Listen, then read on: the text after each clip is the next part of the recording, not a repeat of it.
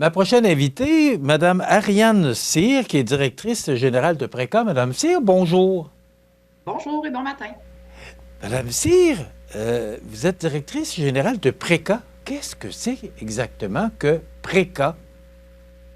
PRECA, c'est un acronyme pour Partenaires pour la réussite éducative en Chaudière-Appalaches.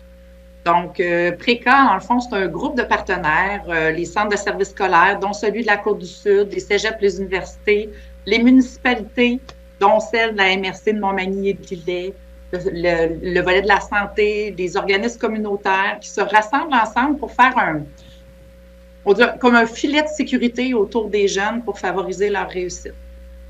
Bon, Mme Cyr, vous êtes avec nous ce matin pour nous faire part de certaines inquiétudes par rapport, d'abord, on parle de la persévérance scolaire, mais aussi par rapport aux jeunes qui essaient de combiner le travail et études. Vous avez certaines inquiétudes. Quelles sont vraiment ces inquiétudes?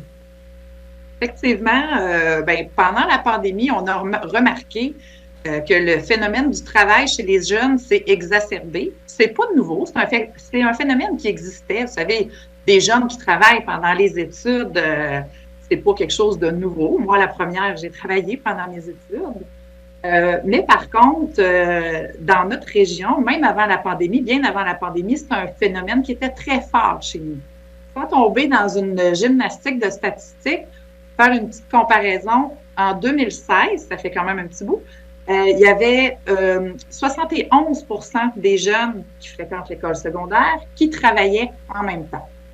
Et pour le reste du Québec, cette donnée-là, elle est de 53%. Donc, dans notre région, Chaudière-Appalaches, les jeunes travaillent vraiment beaucoup plus qu'ailleurs au Québec. Et ça, c'était avant la pandémie. Depuis la pandémie, on a vu que les jeunes ont pris de plus en plus de place sur le marché du travail. Ils ont répondu à l'appel pour des fois solutionner des enjeux de main-d'œuvre, des enjeux qui étaient criants, urgents. Et ils ont pris de plus en plus de place. Donc, les jeunes sont plus nombreux à travailler, ils travaillent plus longtemps et ils travaillent aussi de plus en plus jeunes, à un plus jeune âge. Là, les gens me disent, oui, mais Ariane, puis, tu sais, dans le fond, c'est peut-être une bonne nouvelle que les jeunes travaillent plus. Oui et non. En soi, travailler, c'est pas un enjeu. Le fait de travailler pendant ses études, c'est pas ça qui est un enjeu. Les études nous disent même qu'un jeune qui travaille par rapport à un jeune qui travaille pas, il n'y a pas vraiment de différence. Là où elle est la différence, c'est quel est l'équilibre, où on parle de conciliation études-travail. Est-ce que le jeune, il a une bonne conciliation? Donc, c'est travailler trop dans ses études, c'est ça qui nuit vraiment beaucoup.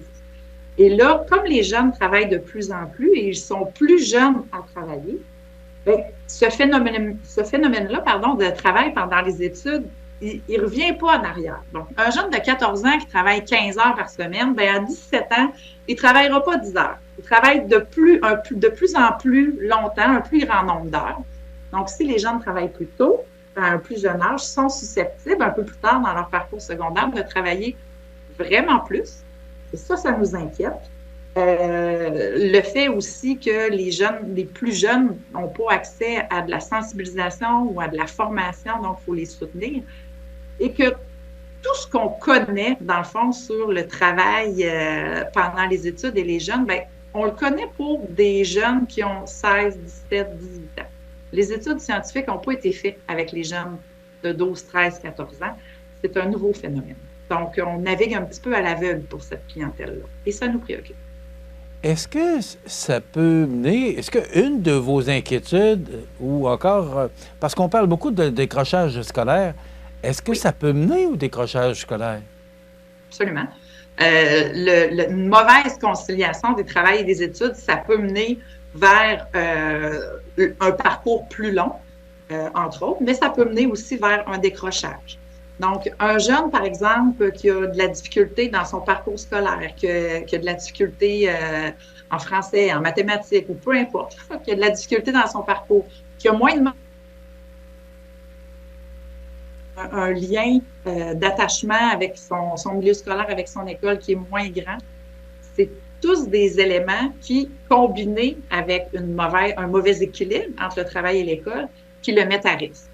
Ce que ça veut dire, c'est que c'est très personnalisé pour chacun des jeunes, une bonne conciliation études-travail. on cherche un chiffre magique. Là, on dit souvent, ben, vous savez, au secondaire, c'est un 15 heures maximum. Puis encore là, ça, c'était pas pour les plus jeunes. Là, on parle de secondaire, donc secondaire 3, 4, 5. Mais ça se peut que pour un jeune, 10 heures, ça soit beaucoup trop. Donc, il y a une analyse vraiment individuelle qui est à faire dans la situation du jeune. C'est quoi ses résultats scolaires, sa motivation, sa situation.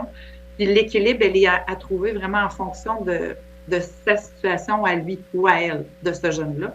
Mais effectivement, ce qui nous inquiète, c'est un danger pour une non-diplomation ou un décrochage.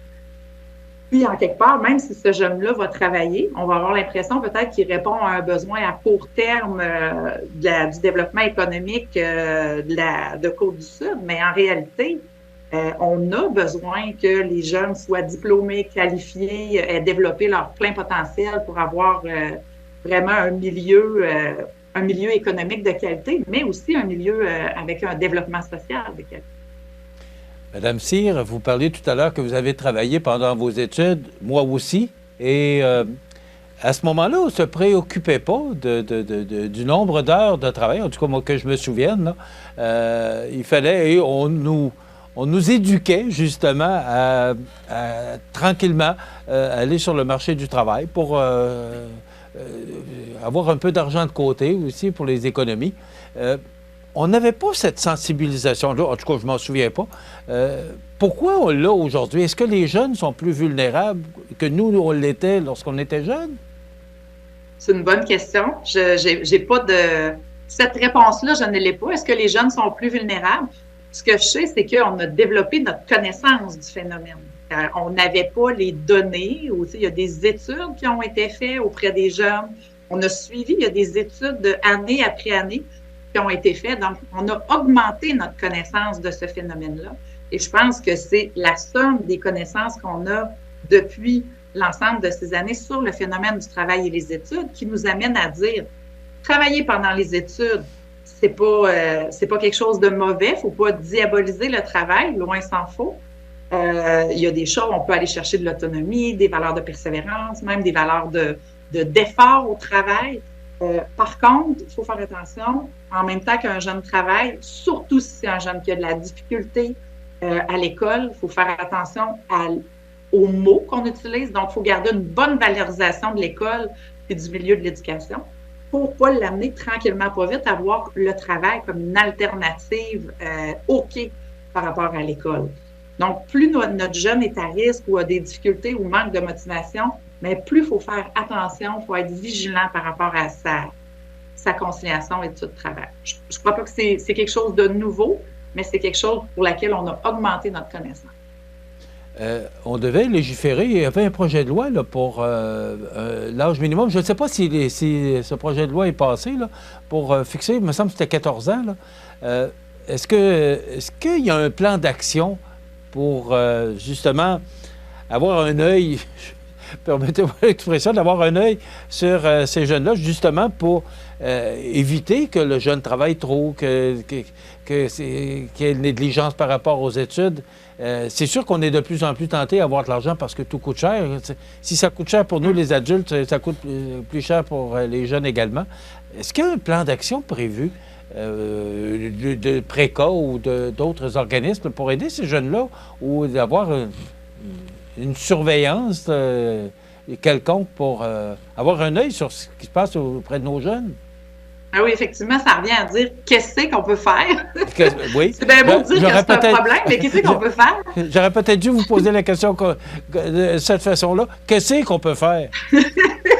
Bien, je dirais que ce dont vous parlez, c'est légiférer ou encadrer. Puis, on peut aussi sensibiliser, former et outiller. Donc, encadrer, légiférer, c'est dans le questionnement actuel. En fait, il va y avoir une commission parlementaire pour discuter d'un éventuel projet de loi. On voit le paradigme ou l'idée du travail est en train de changer. Là, le projet de loi, on parlait d'un projet de loi sur le travail des enfants. Il y a quelque chose quand même qui a changé dans la dynamique de l'emploi chez les jeunes. Donc, encadrer, ce que ça fait, ça ne change pas tout. Tu sais, on n'a pas épuisé le travail qu'on a à faire un coup qu'on a encadré. encadrer, ça permet de ne pas dépasser ou quelle est la limite à ne pas dépasser. Mais tout n'est pas dans l'encadrement parce qu'on sait très bien qu'une loi, il peut y avoir des gens qui sont tentés de la contourner. Il peut y avoir du travail au noir qui se fait très malheureusement avec les adolescents ou les enfants. Donc, au-delà de ça, ce qu'il faut, c'est sensibiliser, informer, puis former. Le grand trio là-dedans, là, c'est le jeune lui-même parce que souvent, c'est le jeune qui veut travailler. On a des gens d'affaires qui nous disent « Oui, mais Ariane, moi, là, si je donne pas d'heures là, à mon employé, il va aller ailleurs. Il veut travailler, il veut faire des heures, il veut de l'argent. » Donc, il y a vraiment un travail de sensibilisation, d'information qui est à continuer. Ça se fait déjà, ça se fait par le milieu scolaire, ça se fait par des organismes que vous connaissez très bien, comme les Carrefour Jeunesse Emploi, et des projets comme Mon choix, mes études, qui existent dans vos milieux aussi.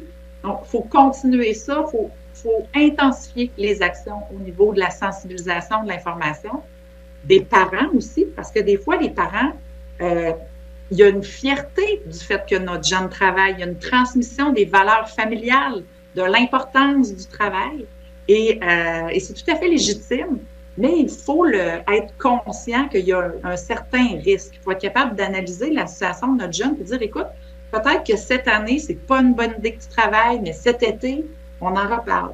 Donc, il y a vraiment un travail à faire aussi avec les parents, puis bien sûr avec les employeurs.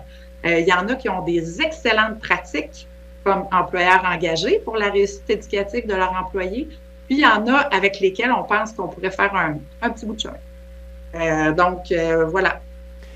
Sensibiliser, informer, outiller, encadrer. Oui, c'est bien beau tout ça, mais vous avez touché un bon point tout à l'heure lorsque vous avez dit l'employeur qui a besoin, parce qu'on a une pénurie de main-d'œuvre aussi, l'employeur qui dit, bien, si moi je ne lui donne pas d'heure, ben, il va aller ailleurs. Comment qu'on fait pour concilier tout ça? Parce que vous avez l'employeur d'un côté qui tire parce qu'il a besoin il a besoin de personnel.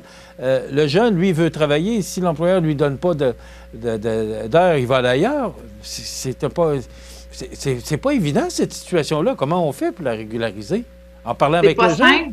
C'est un équilibre à trouver, mais les choses doivent se faire en même temps. Il y a comme un trio là-dedans, là, du jeune, de la famille puis de la communauté, incluant l'employeur.